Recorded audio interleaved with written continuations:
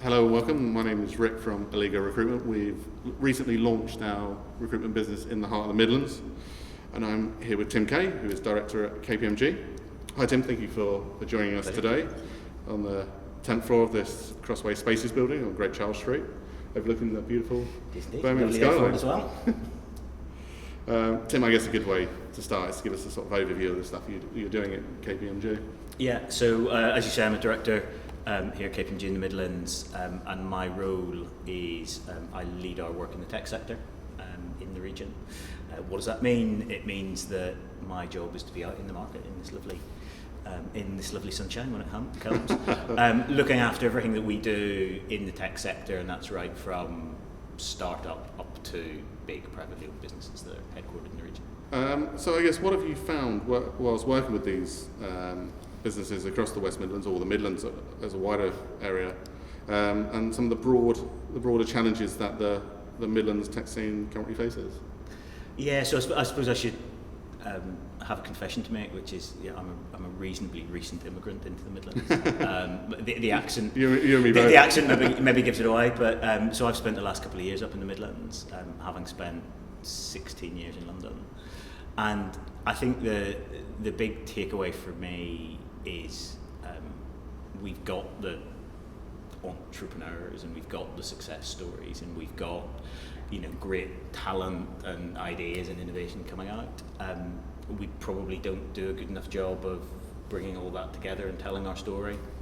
I still spend a fair amount of time in London, certainly with the investment community and the likes, and you're still having to do that education about the West Midlands and the Midlands isn't just about manufacturing, it isn't about automotive, it isn't just about automotive manufacturing, and that we do have this sort of technology cluster up here that are doing really interesting things, because I think that's the other piece, which is Birmingham is a big conurbation, the West Midlands is, but it's still tiny in comparison to London. Yeah. And so I don't think this is about volume, it's about value and quality, and we've got that, but we have it a little bit more dispersed maybe than we would like to, and we've got to package that up and tell that story a bit more coherently and certainly a bit more forcefully. So how do we tell that story? What can we do? Yeah, so I think it is a tricky one, and I mean if there had been an easy answer to it, then it would have already been done and we wouldn't be sitting here having this conversation. So I think we need to understand when we're talking about a region and when we're talking about a geographic cluster that might be Birmingham or Solihull or Derby or Leicester or Nottingham, because I think if you look on a global stage, we need the quantity and quality of ideas that come as a region. Okay. Because this is about being able to dip into Leamington, Greater Birmingham, Solihull, Wolverhampton, and say, well, look, there are pockets of really, really good things there, but until we wrap that under a banner that can bring all those things together, that's when you can take that to whether it be London or Israel or West Coast and say, look, we've got enough here that is of interest to you, whether you're an investor, whether you're a corporate looking for innovation, you have to be able to do that. But then we've also got to do this very subtle thing, which is, if you want to understand what's going on in gaming, well, actually, you can originate that conversation as the West Midlands and the amount of talent we've got in the universities and the investor base, but actually you need to end up in Leamington, and that's fine. The same way that if you were going to do maybe property and construction, you would end up in the Black Country, fine. But that conversation has to start as the West Midlands or Midlands, because that's where we get scale. And then you've got these clusters that are very specific to the content that they've got. It's fine. And we're not very good at that. And I think that sort of piece we need to do a bit more. I know they're doing a lot of work here, as you can see from behind us. Yeah. But I guess you spoke about connecting those clusters. Yep. Do you feel that London has the advantage in terms of like the tube network, for example, that London is a much more connected city, whereas Birmingham to Wolves, to Leicester, to Wolverhampton, to Leicester, yep, to Derby can be difficult to get to on an easy basis, I guess. Yeah, I mean, I wouldn't disregard the connectivity piece. I mean, there's lots of people better equipped to talk about what the infrastructure requirements are of the region. But I think there is also just this. What is the forum, or what is the mechanism by which we get these people, who are incredibly busy running and building really interesting businesses, just to sort of get their heads up a bit and just say, oh, I'm not alone. There are people in Solihull or Wolverhampton or wherever who are doing, something that I can equate to and recognise, and just get them together. And I mean, that's not about necessarily building new spaces that they can, collaborate in and co-work in. That's not necessarily what I'm saying, but just, they're not alone. That sort of thing. And, the mechanisms for doing that are, there's a multitude of ways to do that, but I think we just need to do it. I guess coming back to what we were saying earlier, historically, obviously the Midlands have been at the forefront of the Industrial Revolution, manufacturing. Do you think that hinders the image of the Midlands tech scene? I think, the 10,000 foot view of that is yes, it probably does. But then look at all the industries that we would class as being, the historic strength of the region: automotive, manufacturing, aerospace, and probably public sector, public service. All of those are going through massive technology transformation. So if we can't sort of start to reorientate some of those conversations around automotive, manufacturing and aerospace into, well, actually that means there's a new supply chain of really interesting, innovative businesses, then we should be able to do that. A big thing obviously coming out, which is the rollout of 5G in the area. Can you tell us a little bit more about the plan for it, and what you think the impact on businesses will be? So I think, again, 5G, one of those sort of classic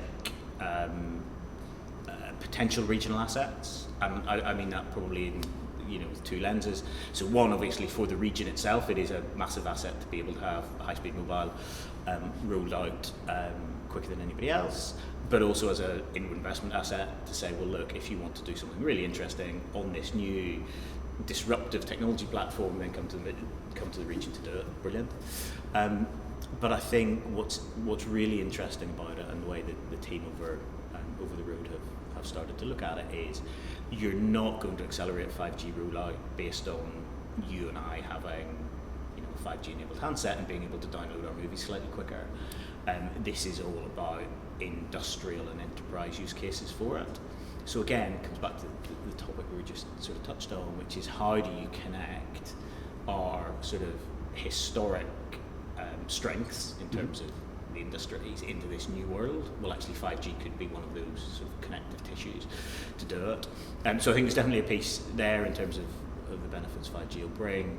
And then I think the other piece, as sort of alluded to, is this: well, actually, if the region wants to compete on a world stage, we're going to have to differentiate ourselves. We can't just say, oh, look, we're the second city, we've got lots of talent, we've got lots of entrepreneurs, you should come here, investor base, to see what we're doing. Actually, if we can create the mechanism by which 5G is that asset that we can take to, whether it be the West Coast, whether it be Israel, or whether it be the Far East, and say, look, here you go. If you've got interesting things to build on top of this, as a new business, then come here, because we've got it first. We were both at the West Midlands Growth Authority event when they spoke about 5G. Yep. And I was wondering, can you unpack not just the technical impact, but maybe the social and impact on the city that the 5G will bring? Yeah, I mean, if you look at the big, what they call verticals, what I think everybody else would call sectors that they're looking at, you've got the likes of citizen well-being, you've got mobility, you've got property and construction, and certainly the first two of those, there's this big piece about, in essence, how can you improve citizen well-being by preempting or preventing illness, accidents, etc., etc. So there's definitely this piece about how can you use technology for good and all this sort of piece. And that's really complex, and actually that will have to be done at a regional level, because you're talking about what happens on the roads, what happens in the hospitals, what happens with some sensors by schools that are saying, oh, emissions are too high. That can't be done in a narrow slice. You've got to do it across a region, which is one of the reasons why the region won the bid. So we were talking about the sort of social well-being impact of 5G. Yep. I guess the cool stuff and the fun stuff is around gaming and with 5G, I'm guessing. So if you could sort of elaborate a little bit on what cool stuff can we do. Well, I mean, exactly. I mean, it is very cool that you're going to be able to deploy autonomous vehicles down, you know, the A38 or wherever they do it. But I mean, there's definitely this piece about how do you make, how do you use that 5G infrastructure that we're going to end up as being this really hip and trendy infrastructure that we can go build really cool stuff on. So yeah, you're right, gaming, in terms of how you stream content onto devices, you know, whether it be the stadium experience that we've sort of come to expect when you're watching stuff on television versus when you're actually in the stadium. How do you improve that? Obviously, we've got Commonwealth Games coming down the line. General expectation is that will be the first 5G enabled mass participation in a sporting event. So how do we tie those two things together? So you've got all of these things that are able to put the region on the map on an international stage, but also demonstrate to either the talent that's being created from the universities or from talent that we want to pull in from outside the region, that there is some really interesting and experimental things going on in tech up here. So. I guess this segues nicely into my next question, which is around about sort of investment in the area. I saw your post yesterday about the lack of seed funding in the Midlands. Why do you feel the Midlands companies often struggle to gain investment? Would you say it's a reflection of the area, and if they were based in London, for say, would they find it easier? Yeah, so I think this is definitely one of those ones where you can have two competing worldviews that both are correct. So there are a set of businesses that need that early stage funding because they're on a trajectory, or they're in a sector that needs that massive growth, and to do that you need funding. Mm-hmm. Counterpoint to that is, actually, if you look at the businesses that we track around the region, a lot of them have customers from day one, and actually their growth trajectory is different, no less interesting, but is different.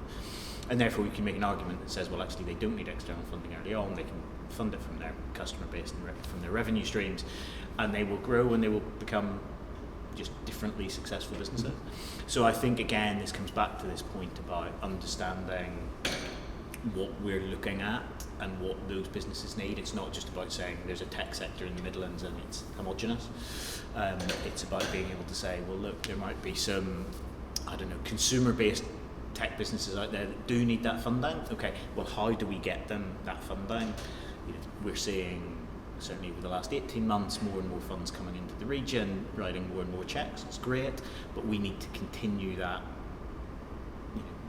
We said it before, that storytelling, but also understand that an hour and 20 minutes down the road we've got London, yep, which is one of half a dozen global tech cities, and there's billions of pounds worth of investment sitting there. Well, let's not try to recreate the wheel up here, because quite frankly I'm not sure we're going to be able to do it. Let's just work out what our relationship with London should be from a funding perspective. Let's get the relevant businesses down to see the investment community. Let's get the investment community up here a bit more, but let's not worry too much about having to build this indigenous investor community up here, because I think that just diverts resources away from where it should be. The often question is, how does Birmingham/Midlands compete with London? Mm-hmm. Do you think that's an irrelevant question, and the Midlands shouldn't look to compete with London and look at competing with a wider area in terms of investment, in terms of growth? How would you say? I'm a massive supporter of both Birmingham and the wider Midlands region. But if anybody thinks that from a tech perspective Birmingham can compete with London, they don't understand the question. Mm-hmm. Because it's one of, a handful of, London is one of a handful of global tech cities. It's got a massive investor base, it's got a massive corporate base. It is a global city which is attractive to, a world population to come and work and visit. We should just take advantage of that, mm-hmm, rather than divert what are, relatively limited resources up here to competing with it. Let's use it. Let's understand that we obviously don't want our talent and our indigenous entrepreneurs to, get to a certain stage and disappear down to London. That's not what I'm saying. Yeah. But we surely should be able to work out a relationship with London that says, well, look, we will build companies here. It is the cost of living up here is, massively lower than London. We're seeing certainly a move out of London for that, for a generation of people where they're saying, actually, look, we've sort of done London, but now we want to, have a house, have a garden, raise some kids, or just have a different quality of life. Well, fine, let's take advantage of that. Not worry too much about, the fact that London will draw the talent down. Occupational hazard.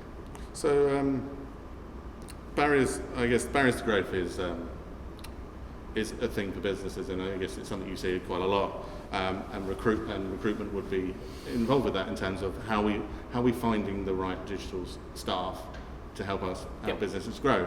So I guess the question, if we allude to what we have been talking about, how do we retain staff in the Midlands from going to London? Because obviously the streets are paved with gold in London, apparently. And how do we retain those staff here? What can we do? What message should we send out to say, this is a place we can work. This is a place where you can grow in your career. Yeah. So I suppose my confession to that is I went to uni at Nottingham and then went straight to London. So it then took me 16 years to get myself back here. But I think it does to a certain extent come back to what we've already talked about, which is my guess is, and I have no data to back this up, but my sort of pattern recognition is that it would be the case that if you went into the the universities that we've got dotted around the region and said name 5 tech businesses in the region, I think most people would fail at doing it. And if we haven't got that sort of name recognition for the region, then the perfectly natural place for people to go is London. So I think there's definitely this piece about, we know we've got the interesting stories and the successful stories to tell. Well, let's tell them, and let's not be shy about saying, well, look, it looks different. Birmingham and the Midlands looks different to London, but if you want somewhere to build your career and have great opportunity, because actually we're not talking about one business here, we're talking about hundreds. Well, you can you can stay here and build a career. So I think we've definitely got to tell that story more coherently and strongly. I think there's also this piece about, we've touched on it again sort of previously, you've got the likes of the big auto, the big manufacturing, big aerospace businesses who do have that name recognition. But that's a not insignificant part of our economy, but it's not all of our economy. So, I spend probably 75% of my time with, I suppose, what you would class as SMEs. And that gives you some indication as to where our focus is from a tech perspective. It is these earlier stage, high growth, high potential businesses, and they are looking for, whether it be, I suppose, what you would colloquially call graduate talent, but first job, first development type talent, or the more experienced hires. That's where the demand is coming from. So we've got to somehow reorientate again that talent base to that population of companies, not just the likes of KPMG, the other big businesses around the regions. Yeah, just to follow up on what you were saying about the skills shortage. So we've touched on the graduate area, but I guess we were talking before we started about businesses struggling to find senior staff, generally because those senior staff are in London. How do we attract those senior staff to say, uproot your life, uproot your family, move here, take a risk on the jobs up here? How do we do that? How do we tell that story? Because that's different from the graduate stay here. You spent 4 years in this area, you know the area, come here. How do you attract that senior engineer who's never lived outside of London, only knows London? How do we get them here to say, this is where you should make your home? Yeah, I mean, it is different, but fundamentally it's the same.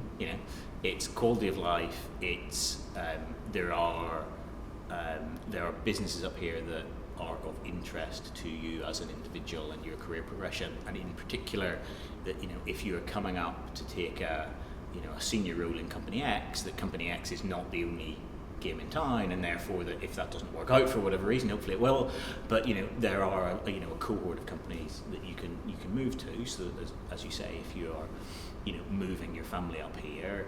It's not a case of you're going to move them up here for 12 months, it's not going to work out, and then you're going to be sitting here going, oh, what do I do now?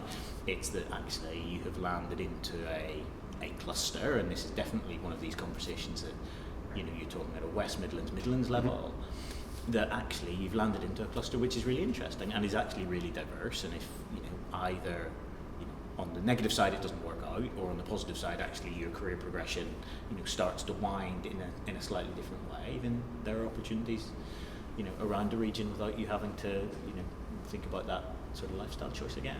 So there's definitely that piece, and then there is just this piece which I know we sort of as a region do talk about, but we probably need to do more, which is the quality of life up here is substantially different to London or a lot of places around the country. So we've got to start to paint that picture of for that I definitely sound old, that next stage of your life, then the Midlands is a great place to be.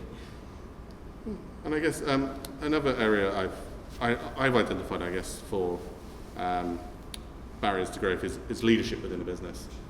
I guess what's the most important advice would you give to a business? I guess I'm going to focus specifically on a technical standpoint, from a technical leader in a business who's got an idea, built the app, grown a business, and then maybe doesn't have the business experience to develop it further.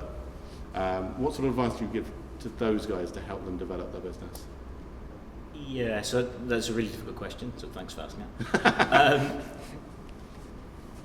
I think there is this piece, and actually maybe this is a good point to sort of compare and contrast. I like talking regionally, but let's just compare and contrast Birmingham and London. Yeah.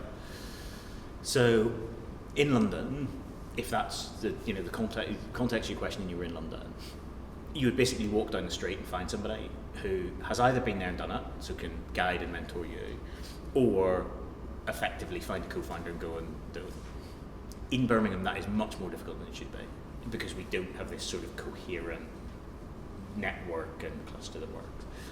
But it does exist, and whether it's organisations like ours who try to use our network to bring people together, or whether it's Silicon Canal, or whether it's some of the public sector stuff, that does exist. So go and find it, and spending a little bit of time finding someone who has, as I said, either been there, done it, or can help, will pay dividends, massively in the medium to long term. So. Do you think that attitude comes from maybe businesses in London being more gung ho and more let's just go for it, let's expand, where businesses in the Midlands being a little bit more cautious, or do you think? No, I mean possibly. I think more so is, and I was reflecting on this on the back of the report we issued last week about the venture capital sort of market.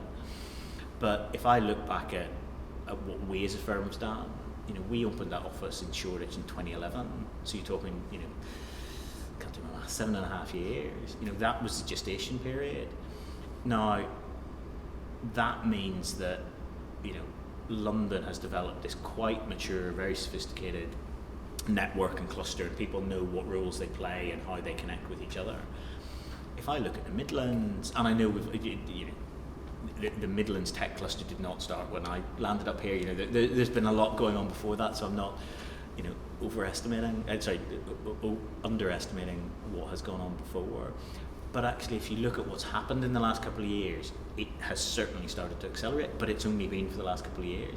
So I think there is just this piece about, yes, of course we need to do more, we need to bring in some external viewpoints and investors, but actually we just need to keep doing it and not be sort of swayed by this overnight success story type model. That I think certainly if you look at some of the mainstream media, there's sort of this expectation, well, you create the app and the next day you're lording it over everybody in your private jet. That doesn't, it does happen, but it's the exception. So actually we just need that time period, and we need people to back the region for a period of time, not just say, well, where's my return? It's not going to work. I guess if I can make a football analogy to that, it's kind of that overnight success thing. As you said, it's like Messi's an overnight success at 19, but excluding the 18 other years he spent, years of training. So. And I mean, actually, well, so continue the football analogy. So, you talk, there's a lot of talk about, I am a Wolves fan, so I will again make that confession. But, you look at all these football clubs that get massive investment, Region Football Club, massive investment. It still takes them 4 or 5 years to get to where they normally want to be. So if we go back to Gun Ho, I guess we need to cover the sort of elephant in the room. Is obviously around Brexit. Now I won't ask you to give comment on the right or wrong of Brexit. Good. How do you feel it will affect, or is already affecting the tech/digital sector, both locally and more of a national perspective? Yeah, so I think there's a couple of perspectives you can take on it, and certainly, so my peer group across some of the other sectors that we look at here in the Midlands would have a very different answer to this, because certainly the tech sector has been, if not immune to the conversation, it's certainly been less affected by it than others. So we see the UK is still a great place to invest. So certainly from a perspective of international investment coming in, we haven't really seen any slowing down of that. We've seen definitely a question about talent, because there is this flow of talent. We are in a global race for talent, and any barriers or any just sort of I don't know whether the UK is the place for me, is going to impact things. So we need some certainty. We need again to sort of overcome some of the negative stories that have come out about how easy is it going to be to get high class talent from overseas into the UK. We need to make sure that we're telling that story consistently, that you still are going to be able to come to the UK. And a lot of what's happened over the last 6 months in terms of some of the visa regulations and requirements are being looked at and being relaxed. I think there is also a massive opportunity for the Midlands. So what we have seen, certainly over the sort of second half of 2018, and I think it'll continue into 2019, is you've had all this money come into the UK, because the UK is a great place to start and grow a tech business. But actually in London, valuations have gone up. You've got a lot of money that can't necessarily meet those valuation expectations, and therefore they're looking elsewhere. So it's a massive opportunity for the Midlands to say, well, look, London is great. How about looking at the Midlands? We've got the companies here. So it comes back to this piece about we've got the talent, we've got the entrepreneurs, and we've got the good stories. Let's take them down. So actually, I think that's possibly one of the unintended consequences of that conversation about Brexit is, you've had all this money pour in, you've had really interesting businesses in London succeed and scale. Where is that investment base going to look next? Because they're not. I may be wrong, I often am, but I can't see that money being pulled out of the UK. I think it may well be redeployed outside of the M25, but I can't see it being redeployed. So yeah, I think Brexit is as you say, an elephant in the room, but from a tech sector perspective, it's not. It's just on a risk register somewhere, and it's not necessarily towards stuff. So it's again, as you say, we need to continue to tell the story that there's investment opportunities here in the Midlands. We need to project that not just to the wider UK, but to the wider global community as well. Yeah. What are you most excited about for the future of tech in the Midlands? It's a small question. So I think we've talked quite a bit about the challenges and the fact that maybe historically the region has been less than some of its parts when it comes to tech. Obviously, the flip side of that is there's this massive potential and massive opportunity. So I think if you look at the talent we've got, the companies that we're starting to create, or the companies that we have already created here in the region. You've got a period of time which is probably from now to 3 years out, where they're going to start to really make a mark. Well, that's going to be really exciting, because that's then going to generate the interest. That's going to generate this flywheel or gravitational pull into the region, and just watching and being part of that will be really interesting to see. Mm-hmm. And I guess if we're sat here in 5 years' time, obviously we're both a little bit older. I've even less hair, yes. Do you think we're going around in driverless, voice-activated cars, or I'm not sure we're going to get quite to the flying cars at this stage, but where do you think it's going to go? Where do you think it's going to go? From a tech perspective, or from a tech perspective? So yeah, I think we've touched on it, haven't we? What does 5G enable in terms of? I think that's probably the timescale you're looking at. The next paradigm or shift, or 5G has that ability to be the next infrastructure that you can build really interesting things on. I think from a regional perspective, we have to hope that you'll have seen those breakout companies in relation to competing on a world stage and being those anchor points effectively for the region, that if you're in London or the West Coast or wherever, people recognise, oh yes, that's a Midlands based business, and that there's something going on. So I think that's really the hope and expectation is that over that, as you say, sort of 3 to 5 year time scale, you've got those businesses that are recognisable to